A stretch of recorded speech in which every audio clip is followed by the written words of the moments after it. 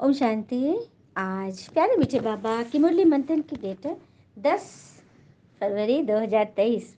तो आज मीठे मीठे बाबा हमसे बता रहे हैं कि हद और बेहद क्या होता है। हद किसे कहते हैं, बेहद क्या है, और इस नॉलेज में मजबूत कौन चल सकता है। पुरुषार्थ करते बच्चों की कौन सी स्टेज बनती है।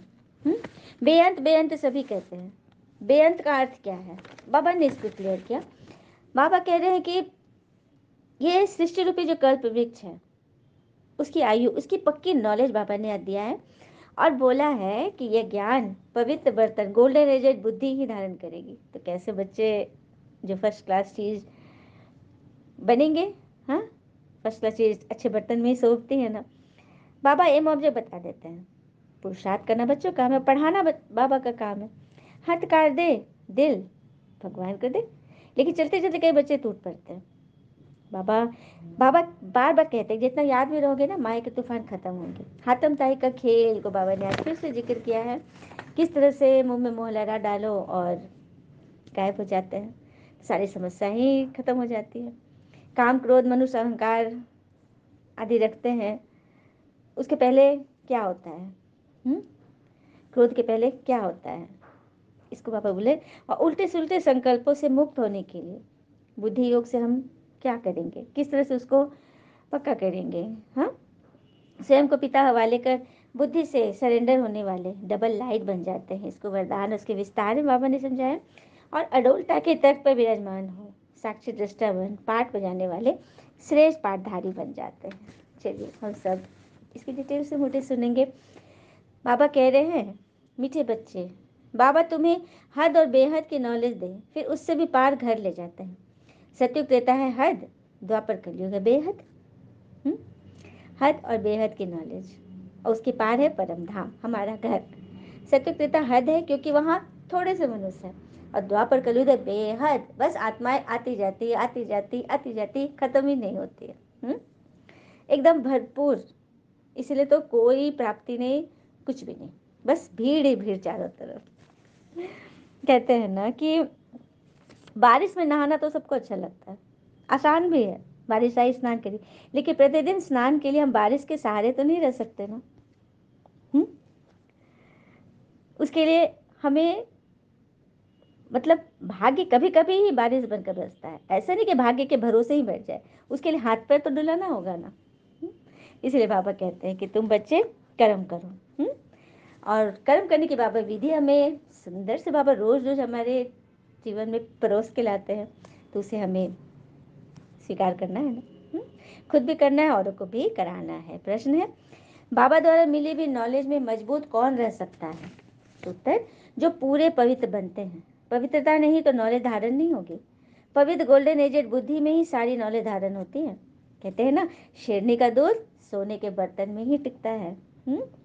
वही पिता समान मास्टर नॉलेजफुल बनते हैं, जो पूरा पवित्र बनते हैं। पवित्रता नहीं तो ये नॉलेज धारण होगी ही नहीं। पवित्रता में ही सारी शक्ति है। और कहते हैं ना कि कभी कभी मन सब कुछ रहते हुए भी, सारे गुणों से भरपूर होते हुए भी, हम कैसे लोगों की बातों में अपवित्र हो जाते हैं। उनकी बातें सुनकर मन बुद्धि कैसे, मतलब सारा कर्म ही हमारा मतलब विकर्म बन जाता है। चलिए प्रसंग सुन लेते हैं। बहुत समय पहले की बात है, किसी गांव में एक किसान रहता था। वो बड़ा मेहनती ईमानदार था। अपने अच्छे व्यवहार के कारण दूर दूर तक लोग उसे जानते थे, उसकी प्रशंसा भी करते थे। पर एक दिन जब देर शाम वह खेतों में से काम करके लौट रहा था, तभी रास्ते में अंधेरा हो गया था। रास्ते में कुछ लोगों को बातें करते सुना। अपना नाम सुनकर इसको लगा कि अरे, मेरे बारे में प्रशंसा कर रहे होंगे, पेड़ की ओर में छुपकर ओट में, और वो सुनने लगा बात। उनकी बातें सुनकर तो इसके लगा कि इसके सर जमीन से पैर से जमीन ही हट जाएगी, क्योंकि वे लोग उसको बुराई कर रहे थे। कोई कह रहा था कि मोहन घमंडी है, तो कोई कह रहा था अरे, सब कुछ जानते हुए ना बड़ा दिखावा करता है, उसको कुछ आता पता नहीं है। मतलब इस तरह से लोग बातें कर रहे थे। मोहन, उस व्यक्ति ने तो हमेशा अपनी प्रशंसा सुनी थी, पर इस घटना का उसके दिमाग पर बड़े बुरा असर पड़ा। जब कुछ लोगों को बातें करते, जब नहीं, इसके बाद वो जब भी किसी लोगों को बातें करते देखता, तो उसको अब ये लगने लगा कि ये सब मेरी बुराई कर रहे हो, जबकि सभी इसकी प्रशंसा करते थे। यहाँ तक कि कोई इसकी तारीफ भी करता ना, तो उसमें भी लगता था ना कि ये भिगा के मजाक ही कर रहा है मेरा। मतलब ऐसा करके ना उसके मन में बैठ गया था। उसकी पत्नी उसके पति के व्यवहार से दुखी रहने लगी, क्योंकि एकदम बदल चुका था। पूछती है कि आजकल आप इतना परेशान क्यों रहते हैं, लेकिन उदास होते हुए उसने सारी बात बता दी। पत्नी को भी समझ नहीं आया कि क्या किया जाए। तो उसको ध्यान आया कि गांव के पास ही में दूर पर एक सिद्ध महात्मा आए हुए हैं, और बोली कि मुझे उन पर भरोसा है, आप चलिए मेरे साथ। वो चले गए उन लोग साथ में। तो महाराज जी को सारी बात बताई उसने। तो महाराज जी बोले कि सुनो, तुम पत्नी और उसको बच्चे को घर लेकर छोड़ कर आओ, और आज रात मेरी शिविर में ठहरो। उस व्यक्ति ने ऐसा ही किया। जब रात में सोने का समय, अचानक ही मेढकों के टर टर की आवाज आने लगी। मोहन बोले, ये क्या महाराज, यहाँ तो इतना कोलाहल है। बोले, पुत्र, पीछे एक तालाब है, रात के वक्त उसमें मौजूद मेढक अपना राग अलापने लगते हैं, पर ऐसे में तो कोई सो ही नहीं सकता, इतना चील पौ मचा रहे हैं। हाँ बेटा, पर तुम्हें बताओ हम क्या करें, क्या तुम हमारी कुछ मदद कर सकते हो? उसने बोला, हाँ हाँ, क्यों नहीं। कल मैं गांव से मजदूरों को लेकर आऊँगा, और मेरे को जो हजारों की संख्या में होंगे ना, इतने ज़्यादा कोलाहल, मैं उन लोगों को पकड़वा के दूर नदी में छोड़ दूंगा, मतलब बच जाएंगे सभी। महात्मा जी बड़े खुश हुए कि हाँ चलो ये सही है।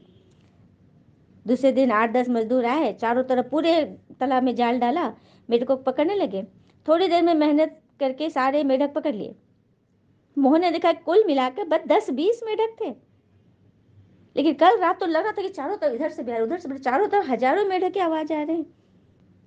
हाँ, तो गुरुजी, ऐसा क्यों हुआ गुरुजी, इतने कम मेढक? गुरुजी मुस्कुराए। अब बोले, पुत्र, यही तुम्हारे प्रश्न का उत्तर है। तुमने बस कुछ लोगों को अपनी बुराई करते सुना, और तुम भी यही गलती कर बैठे कि सारी दुनिया तुम्हारा बुराई कर रही है। हाँ, बुराई करने वाले ढेरों हैं, पर सच्चाई यह है कि बुराई करने वाले लोग मुट्ठी भर मेढक के समान ही होते हैं। इसलिए अगली बार किसी को बुराई करते सुनना तो इतना याद रखना कि हो सकता है ये उन लोगों में से है जो कि गिने चुने हैं, उंगली पर है ये। सब तो मेरी तारीफें करते, सब तो मेरे अच्छा ही समझते हैं। अब उस किसान को अपनी गलती का एहसास हो चुका था। वो पुनः अपना पुराना वाला किसान बन चुका था, क्योंकि अब लोगों के व्यवहार से वो अपने आप को प्रभावित नहीं करता था। कहते हैं ना कि हम कुछ भी कर ले, पर जीवन में कभी न कभी कोई ऐसी समस्या आ ही जाती है जो रात के अंधेरे में ऐसी लगती है मानो हजारों मेढक कान में टर टर कर रहे हैं। पर जब दिन के उजाले में उसका समाधान करने का प्रयास करते हैं तो वही समस्या छोटी लगने लगती है। तो यहाँ पे रात और दिन को समझेंगे हम ज्ञान से। तो रात है हमारे मन की अज्ञानता, अंधकार, अंधविश्वास, अंधश्रद्धा, उसी को दिन में बदलने के लिए भगवान आ गए। जब दिन के उजाले में देख रहे हैं ना ज्ञान के प्रकाश से, तो हमें अपनी समस्या कैसी लग रही है, एकदम छोटी लग रही है ना। यही तो भगवान चाहते हैं कि हम कभी भी उन सभी बातों में फंसकर अपने आप को अपवित्र न करें। हम श्रेष्ठ हैं, हम श्रेष्ठ भाग्य के मतलब मालिक हैं, भाग्य विधाता भगवान हमारे साथ है, हम मास्टर सर्वशक्तिवान, मतलब अपने आप को हमेशा अच्छे अच्छे अफर्मेशन से भरते रहें। दूसरा प्रश्न है, पुरुषार्थ करते करते तुम बच्चों की कौन सी स्टेज बन जाएगी? तो उत्तर, अब तक जो उल्टे सुलटे संकल्प विकल्प चलते थे ना, वो समाप्त हो जाएंगे। तो ये देखा, ये कहानी में बता दिया ना कि उल्टे संकल्प, चंद गिने चुने लोग के बुराई सुनकर उसने कैसा अपना जीवन पूरा उन्हीं को दान कर दिया, मतलब अपना रिमोट उनको दे दिया कि तुम लोग मुझे रिमोट करो। तो इन संकल्पों में, विकल्पों में अपना जीवन समाप्त नहीं करना है। बुद्धि योग एक भगवान के साथ लगाए, बुद्धि को सोने का बर्तन बनाए। बाबा जो भी रतन देते हैं वह सब धारण करे, क्योंकि ये ज्ञान रतन ही वो अनमोल चीज़ है जो हमारे जीवन को मूल्यवान बनाती है। ओम शांति। मीठे मीठे रूहानी बच्चों को रूहानी पिता रोज बैठ समझाते हैं। ये तो बच्चों को समझाया गया है कि ज्ञान, भक्ति और वैराग्य का ये सृष्टि चक्र बना हुआ है। हद और बेहद के पार जाना है। हद हो गया सतयुग त्रेता, बेहद हो गया द्वापर कलयुग, लेकिन उसके पार जाना है। कहा जाता है हद बेहद से पार। तो बुद्धि में ये ज्ञान रखना है कि हमें अपने घर स्वीट होम जाना है, हद और बेहद से पार। ये बाबा कह रहे हैं ज्ञान दिन को कहा जाता है, जबकि सतयुगी नई दुनिया थी, वहाँ भक्ति होती नहीं, क्योंकि वह हद की दुनिया है, वहाँ बहुत थोड़े मनुष्य होते हैं। फिर धीरे धीरे सीढ़ी नीचे उतरते जाते हैं ना, तो वृद्धि को पाते जाते हैं, और आधा कल्प के बाद भक्ति शुरू हो जाती है। जब ज्ञान अर्थात दिन था, तो वहाँ कोई संन्यास धर्म नहीं, कोई वैराग्य नहीं, कोई भक्ति नहीं, कोई त्याग आदि कुछ नहीं, कुछ भी नहीं, वहाँ तो बस खुशी। धीरे धीरे सृष्टि की वृद्धि होती गई, जीवात्मा बढ़ते चले गए, आत्मा परम धाम से आती रहती है, और फिर तरह तरह के मत मतांतर और धर्मों का आना जाना सब शुरू हो जाता है। कहाँ 9 लाख मनुष्य और कहाँ अभी 500-600 करोड़, कितने हो गए बेहद। तो मनुष्य जांच करते हैं कहाँ तक आसमान है, कहाँ तक समुद्र है, लेकिन इसका अंत नहीं पा सकते। परम धाम का अंत कोई पा सकता है क्या? सब चीज़ का जांच कर रहे हैं। समुद्र के अंदर घुस जाएंगे, आकाश में उड़ जाएंगे, पाताल में चले जाएंगे, लेकिन हद के ऊपर बेहद तक नहीं पहुंच सकते, है ना। फिर वे बाबा कह रहे हैं जब भगवान को नहीं जानते तो फिर उनका राज कैसे जाने। बेअंत का अर्थ ही नहीं जानते हैं, बाबा ही सारी समझ देते हैं, क्योंकि वे ही तो हैं श्रेष्ठ अर्थात बहुत समझदार। बाबा ने अपने आप को बोला मैं बहुत समझदार हूँ।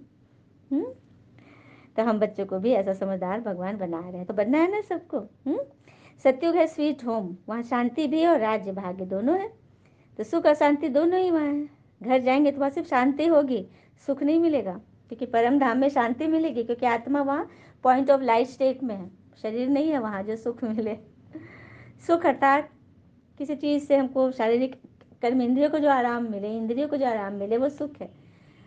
पॉइंट ऑफ लाइट आत्मा रूप में तो कोई इंद्रिया ही नहीं है, तो वहाँ बस शांति है। इसलिए तो जब आत्मा शरीर छोड़ती है तो हम उनको क्या दान देते हैं, क्या बोलते हैं, हे आत्मा आपको सुख मिले, ये बोलते हैं क्या? क्या बोलते हैं? परमपिता परमात्मा इस आत्मा जो भी शरीर छोड़ी है, इसकी आत्मा को शांति मिले, शांति दान करते ना हम लोग। May the soul rest in peace. सुख आनंद नहीं देते उसको, क्योंकि परम धाम में सिर्फ शांति रहती है, क्योंकि आत्मा अपने अनादि स्वरूप में है, पॉइंट ऑफ लाइट। सुख मिलता है सतयुग में, जहाँ शरीर भी है तो वहाँ शांति भी है और सुख भी है, सुख को भोग रही है वो। अशांति होता है 5 विकारों से। आधा कल्प के बाद फिर रावण राज शुरू हो जाता है। बोलो तो कल्प की आयु लाखों बरस कह देते हैं, समझते कुछ भी नहीं। इसीलिए भ्रष्टाचारी दुखी पतित है, जरा भी सभ्यता नहीं। जो दैवी सभ्यता थी उसके बदले असभ्यता आसुरी गुण हो गए हैं। यह है बेहद का ड्रामा। मनुष्य को तो खेल का कुछ भी पता नहीं कि सबसे बड़ा कौन है। ऊंचे तो ऊंचा भगवान है, तब कहते हैं तुम्हारी गत मत तुम ही जानो। अब तुम बच्चे सबको समझते हो, पर तो तुम्हारे में भी नंबरवार है। बाबा बैठ समझाते हैं मेरी बुद्धि कहाँ तक जाती है, हद बेहद से पार। बाबा कह रहे हैं मेरी बुद्धि तो हद बेहद से पार परम धाम घर में रहती है, जहाँ कुछ भी नहीं है, बस तुम बच्चों के रहने का स्थान है ब्रह्मांड, जिसे ब्रह्म महतत्व भी कहते हैं। फिर बाबा ने सृष्टि चक्र पे बोला, कल्प वृक्ष पर, यह सृष्टि रूपी कल्प वृक्ष है, इसकी आयु भी एक्यूरेट है, इसमें 1 सेकंड का भी फर्क नहीं पड़ता। तुमको कितनी नॉलेज मिली है, इसमें मजबूत वह रह सकते हैं जो पवित्र बनते हैं, नहीं तो नॉलेज धारण हो न सके। पवित्र बर्तन गोल्डन एजेड बुद्धि होगी तो नॉलेज ऐसे सहज धारण होगी जैसे बाबा के पास है। क्या बात है, कैसी नॉलेज होगी? जैसे भगवान के पास नॉलेज है ना, वैसे आप बच्चों के पास भी हो जाएगी, यदि आपकी बुद्धि भी पवित्र गोल्डन एजेड बुद्धि होगी। और कहते हैं ना, मंजिल पाना तो बहुत दूर की बात है, गुरूर में रहेंगे तो रास्ता भी भूल जाएंगे। तो गुरूर किस बात का? जब ये शरीर भी हमारा नहीं है, हाँ, तन मन धन सब कुछ तेरा, भगवान आ गए हैं सब कुछ लेने के लिए, तो दे दो, सौंप दो उनको सारी जिम्मेदारी, और खुद एकदम खुश रहो, संतुष्ट रहो और निश्चिंत रहो, क्योंकि सारी जिम्मेदारी संभाल करने के लिए भगवान आ चुके हैं। फिर बाबा कह रहे हैं कि मैं तुम्हारा पिता टीचर सदगुरु बनता हूँ, पाठ बजाता हूँ, 5000 वर्ष के बाद फिर वही पाठ बजाऊंगा, मैं चला जाता हूँ ऊपर, सारा ज्ञान अभी तुम्हारी बुद्धि में है। बाबा है रत्नों का व्यापारी। अच्छा रत्न आता था तो चांदी के डिब्बे में कपास डालकर ऐसे बना कर रखते थे, फिर ऐसे खोल कर दिखाते थे जैसे बहुत फर्स्ट चीज़ है। अच्छी चीज़ अच्छे बर्तन में ही शोभती है ना। ब्रह्मा बाबा के बारे में बोल रहे हैं कि वो रत्नों के व्यापारी थे ना, हीरे जवाहर के। तो अच्छा रत्न आता था ना हीरा, तो उसको चांदी के डिब्बे में बड़ा कपास डाल के, रुई डाल के बड़े अच्छे से रखते थे। उसी तरह से भगवान भी अपने अच्छे अच्छे चुने हुए रत्नों को अपने दिल में बंद करके रखते हैं, दिल के डिब्बे में रखते हैं। तो रहना है ना सबको भगवान के दिल के डिब्बे में। वो तो दुनिया वाले तो चांदी के सोने के डिब्बे में रखेंगे, यहाँ भगवान का दिल, उससे मूल्यवान कोई जगह हो सकती है क्या? और सेफ। तो बस अच्छी चीज़ को अच्छे बर्तन में ही शोभती है, तो अच्छी चीज़ बनना है ना जो भगवान के दिल में जगह पाए। फिर बाबा कहते हैं तुम्हारे यह कान है बर्तन, इन द्वारा तुम सुनते हो। बुद्धि भी बर्तन है तो कान भी बर्तन है, धारण करते हो तो ये सोने का चाहिए, सोने का पात्र चाहिए ना। अर्थात बुद्धि योग बाबा से पूरा होना चाहिए। जब बुद्धि योग बाबा से पूरा होगा तभी तो सोने के कान बनेंगे और यह ज्ञान अंदर ठहरेगा। बुद्धि योग ठीक नहीं होगा तो कोई बात ठहरेगी ही नहीं। उल्टे सुलटे संकल्प भी नहीं उठने चाहिए। तूफान बंद। और कहते हैं ना, चाह नहीं मेरी कि पूरा पथ जान सकूं, दे प्रकाश बाबा इतना कि अगला हर कदम पहचान सकूं। क्या बात है। चाह नहीं है कि सब कुछ ले लूं, लेकिन इतनी तमन्ना जरूर है कि भगवान के प्रकाश से, ज्ञान के प्रकाश से मैं हर एक कदम को पहचान सकूं और मेरा एक एक कदम ही पदम बन जाएगा। चलते चलते हम पूरी दुनिया को, पूरे विश्व को नाप सकेंगे। है ना बड़ी बात। तो बस बाबा कह रहे हैं मेरे साथ योग लगाओ तो सब कुछ सोना होता जाएगा और दूसरे को भी दान करते रहोगे। भारत महादानी था, है, आगे भी रहेगा। भारत में धन आदि बहुत दान किया करते हैं ना, दान देने की परंपरा तो यही है। तो वो लोग तो विनाशी धन दान करते हैं, लेकिन आप दान करते हो अविनाशी ज्ञान रत्नन। अविनाशी, जो ये ज्ञान आत्मा में जा रहा है, और आत्मा तो विनाश होती नहीं, तो ये ज्ञान भी विनाश नहीं होता। अगले जन्म इसी का संस्कार, इसी के संस्कार से आपको नया जन्म मिलेगा। तो कभी भी उल्टे सुलटे संकल्प में मत जाओ। गृहस्थ परिवार में रहते कमल फूल समान बनो। हथ काट दे दिल शिव बाबा को दे। हाथ काम कर रहा है और दिल दिमाग कहाँ है, भगवान में जुड़ा हुआ है। यही तो करना है। क्या बहुत मेहनत है? बिल्कुल नहीं। तो बाबा वही बता रहे। अच्छे अच्छे महारथियों को भी माया हप कर जाती है। बच्चे चलते चलते टूट पड़ते हैं, नापास हो जाते हैं। हाँ, अच्छे अच्छे बच्चे भी आज नहीं हैं। बाबा को छोड़कर माया की एशलम शरण में चले जाते हैं, माया की शरण में। पढ़ने वाले ऊंचे चले जाते हैं और पढ़ाने वाले टीचर मायावी बन जाते हैं। ये भी है। जिन्होंने आपको ज्ञान दिया वो पीछे रह गए और पढ़ने वाले आगे चले गए। मतलब तरह तरह के यहाँ पे आपको मतलब के एग्जाम्पल्स मिलेंगे। फिर बाबा कहते एकदम ऊंच पढ़ाई, एकदम विश्व का मालिक बनना है ना, कोई अप्राप्त वस्तु नहीं जाना, उस दुनिया में जाना है जहाँ अप्राप्त कोई वस्तु नहीं। हर एक चीज़ की तुमको वहाँ पे एकदम संकल्प करो और हाजिर। ऐसी कोई चीज़ है ही नहीं जो तुम्हारे पास नहीं होगी। क्या बात है। बाबा बोलते जो साइंटिस्ट होंगे, इंजीनियर होंगे, उनका भी सतयुग में रोल है। क्या करेंगे वो लोग? हमारे लिए विमान बनाएंगे, पुष्पक विमान। पता है एक ही पुष्पक विमान नहीं होगा। हाँ, पिकनिक करने के लिए अलग शेप का होगा, खूब सुंदर मोर के नुमा विमान होगा, उड़ने के लिए चिड़िया की तरह होगा, मतलब कहीं बगल घूमने के लिए मित्र के यहाँ, कहीं पेड़ पौधे के रूप में, फूल के रूप में, मतलब तरह तरह के हमारे ऐशो आराम होंगे, जिसकी तुलना हम कलियुग की दुनिया की चीज़ों से तो कतई नहीं कर सकते, हो ही नहीं सकता है। फिर बाबा कह रहे हैं कि विश्व का मालिक बनना है। तुम ही पूज्य थे, पुजारी बन गए, फिर से पूज्य बनने का पुरुषार्थ करो। जितना मेरी याद में रहोगे माया के तूफान खत्म होते जाएंगे। हाथम बताई का खेल दिखाते हैं ना, मुहलरा डालते थे तो माया भाग जाती थी, तो मुहलरा निकाला तो माया, मुहलरा अर्थात ये ज्ञान, ये ज्ञान के मोती, ये ज्ञान दूध, ये ज्ञान घास, ज्ञान अमृत, ज्ञान वर्षा, हमारे लिए वो मुहलरा है। इसको मुंह में डाल दो और याद करो। जैसे कि बच्चा रो रहा है, छोटा बच्चा रोता है तो माँ पिताजी क्या करते हैं? फुसलाते हैं ना, कुछ अच्छी अच्छी चीज़ें उसको देते हैं ताकि उसका रोना बंद हो जाए। कोई पजल वाले गेम दे देंगे जिससे वो खेलने लगे और दिमाग से हट जाए।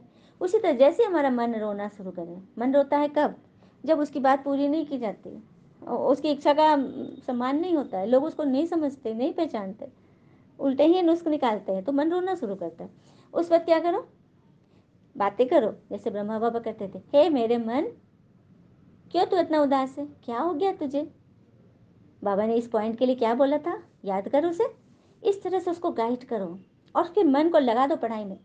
मन रिकॉल करने लगेगा, पापा ने क्या बोला था आज, कौन कौन से पॉइंट है, सारे याद करो, अंदर के रतन सुनने लगो, सुनाने लगो।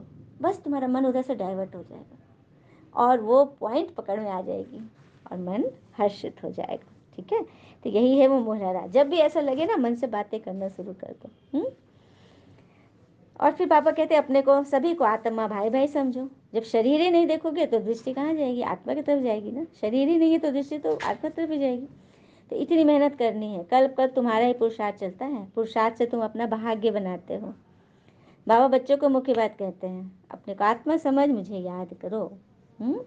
दुनिया में तो गायन है ना, सबका सदगति दाता राम, सबको सुख देने वाला एक ही पिता है, सच्चे राम। बाकी श्री राम को बाबा नहीं कहते, किसी ने नहीं कहा, श्री राम को नहीं, श्री कृष्ण को बाबा नहीं कहते। बाबा सिर्फ शिव बाबा को ही कहते हैं, जो हमारी आत्मा के पिता हैं। बाबा एक शरीरधारी को, दूसरा अशरीरी को कहते हैं।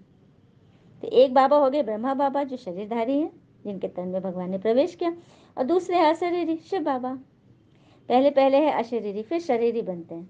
पहले हम बाबा के साथ रहते, फिर पाठ बजाने के लौकिक देहधारी बाबा के पास आते हैं। शरीर में जन्म लेते हैं ना इसी शरीर से, फिर आते हैं बाबा के पास। तो बाबा को जरूर याद करना पड़े, पूरा पूरा याद करना है, ताकि पाप कट जाए। इसको कहा जाता है योग अग्नि। योग अग्नि से हमारे पाप भस्म होंगे।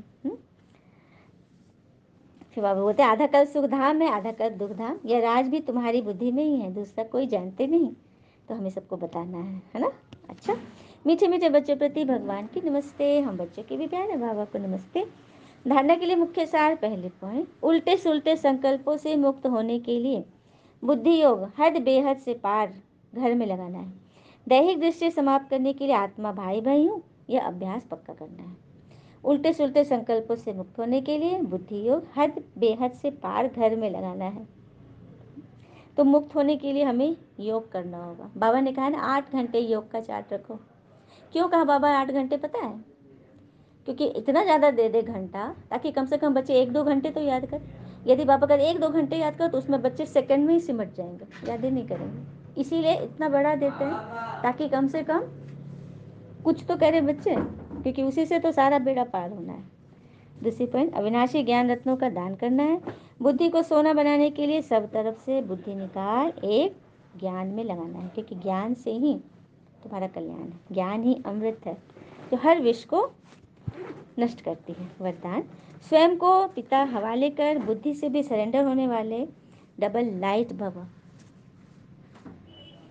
स्वयं को भगवान के हवाले कर बुद्धि से भी सरेंडर होने वाले डबल लाइट बनो। तो स्वयं को पिता हवाले कब करेंगे? जब मुरली श्रीमत को अच्छी रीति पढ़ेंगे, सुनेंगे, धारण करेंगे, फॉलो करेंगे। अर्जुन के तरह। अर्जुन का लक्ष्य क्या था? चिड़िया की आंख ही नहीं, आंख की पुतली पर नजर था। सिर्फ उसे वो पुतली दिखाई दे रही थी, बाकी सबको, किसी को पेड़ दिख रहा है, किसी को पत्ते दिख रहे हैं, फूल दिख रहे हैं, चिड़िया दिख रही है, आंख दिख रहा है, लेकिन अर्जुन को सिर्फ पुतली। तो हमारी दृष्टि पिता की तरफ, कि पिता किससे खुश होते हैं? मुरली से खुश होते हैं। जो मुरली से प्यार करेगा, मुरलीधर उसको प्यार करेगा। तो अपनी जिम्मेवारी बाबा को देकर स्वयं को भगवान के हवाले कर दो, अर्थात अपने सब बोझ बाबा को दे दो। तब बन जाएंगे डबल लाइट, मन से भी और तन से भी। बुद्धि से सरेंडर हो जाओ, तो कोई भी बात बुद्धि में नहीं आएगी। बस सब कुछ बाबा का है, सब कुछ आपका है, तो मेरे पास क्या रहा? कुछ भी नहीं। जब रहा ही नहीं कुछ, तो बुद्धि कहाँ जाएगी? बस एक बाबा, एक ही याद का रास्ता। इस रास्ते से सहज मंजिल तक पहुंच जाएंगे। पहुंचेंगे ना सभी। खुद भी पहुंचना है और औरों को पहुंचाना भी है। स्लोगन, अडोलता के तख्त पर विराजमान हो, साक्षी दृष्टा बन, पाठ बजाने वाले ही श्रेष्ठ पाठधारी हैं। अडोलता के तख्त पर विराजमान हो, साक्षी दृष्टा बन, पाठ बजाने वाले ही श्रेष्ठ पाठधारी हैं। अच्छा, ओम शांति। शुक्र मीठे बाबा, वो बाबा के प्यारे प्यारे बच्चे। All is well always. ओम शांति।